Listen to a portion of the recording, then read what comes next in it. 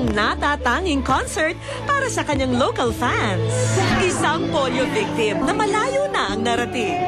Ano nga ba ang kondisyon na Tourette Syndrome? Kilalanin ang isang real-life Ironman. Survivor ng isang aksidente sa motorsiklo ang aminadong lasinggero noon na si Christopher Atay. Nabigyan na nga ng pangalawang buhay pero ang kapalit nito'y isang mukhang yari sa bakal. Alamin natin ang kanyang kwento sa ulat ni Jace Flores.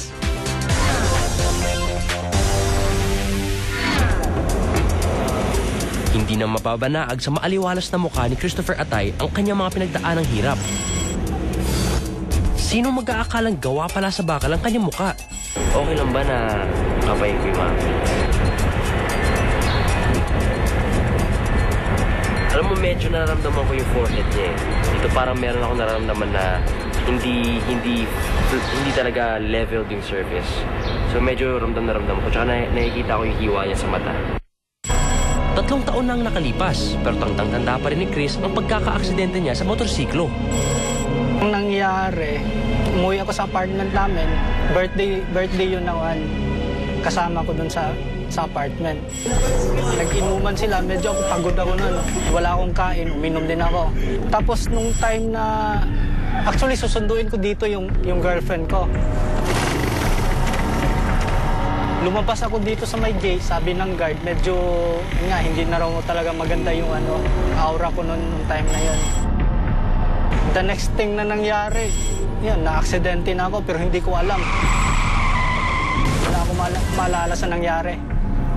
Kumbaga, ang naalala ko na lang is yung andun ako sa ICU ng Medical City. Ayon daw sa mga nakasaksi ng trahedya, napuruhan daw siya ng isang FX. Nagtamo si Chris ng multiple facial fractures. Basag ang kanyang bungo sa noo, pisngi at baba. At tila lasog-lasog na ang kanyang muka. Kaya't nilagyan nito ng bakal.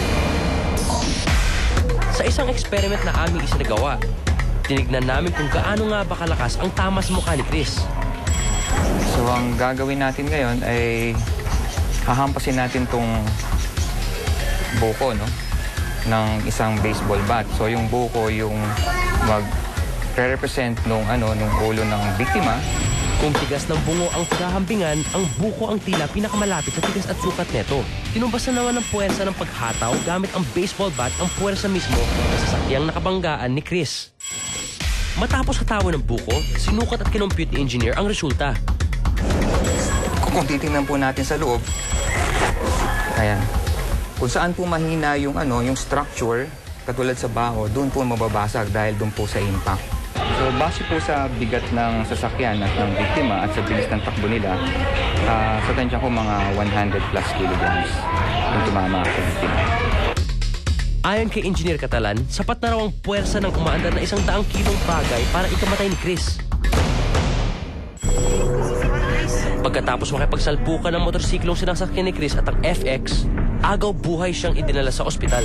Nung time daw na yun, na nakahiga ako sa ICU, sinabihan para ako ng doktor, binulungan niya ako na, igalaw mo lang kung aling parte ng katawan mo. Kasi wala na nga raw hindi na ako gumagalaw. Tapos nung nakita ng doktor na gumalaw daw yung paa ko, ayun, sinabi niya pwede pa. So nirevive nila ako. Naniniwala si Chris na may naganap na himala sa kanyang pagkakaligtas sa aksidente. At sa loob ng halos 1 buwan lang sa ospital, tila nakarecover na si Chris mula sa mga injury. Ayon kay Dr. Peter Harin, ang surgeon na siyang nag-opera kay Chris, noong mga panahong na-aksidente si Chris, hindi daw pangkaraniwan ang maglagay ng bakal sa anumang parte ng katawan. It's called open reduction, internal fixation. Ang ibig sabihin lang noon, bubukas mo yung area, i-open mo yung some parts of the skin, and then i-fixate mo, i-fix mo yung buto, tapos lalagyan mo ng titanium plates or titanium osteosynthesis. Yun ang ginagamit ng material ngayon dahil yun ang inert or hindi nagre-react sa human tissue. Titanium daw ang bakal na nilagay sa mukha ni Chris para sumuporta sa nabasag nitong bungo. Isa sa gawing noo, 2 sa magkabilang pisngi at isa naman sa ilalim ng kanyang bibig. Ipinakita sa amin ni Dr. Harin kung ano ang kasulukuyang kondisyon ng x-ray ni Chris. Inan namin yung buto niya, inalign namin. Tapos, to hold that in place, kailangan lagay ng mga plates. I don't know if you could see this. Para hindi siya gumalaw. Ang x-ray ang ginagamit para mas malinaw na makita ang loob ng katawan ng tao. Sa ganitong paraan, malalaman kung maayos ang inilagay na bakal sa mukha ng pasyente. Pwedeng pang matagalan. Pero minsan, may choice din natanggalin yung plates lalo na pag healed na yung bone. Maraming dapat pasalamatan si Chris sa pagkakaligtas niya sa aksidente. At dahil sa teknolohiya, sa magaling na doktor, sa himala ng langit, tinupos ang buhay niya. Ngayon, ang bawat araw raw sa kanya ay bagong simula. Mas may pananalig ako sa Diyos ngayon. Mas grabe yung pananalig ko sa Kanya. Nagsisimba na ako araw-araw. Ayun. At least, kung ano man yung gagawin ko ngayon, at least guided na ako.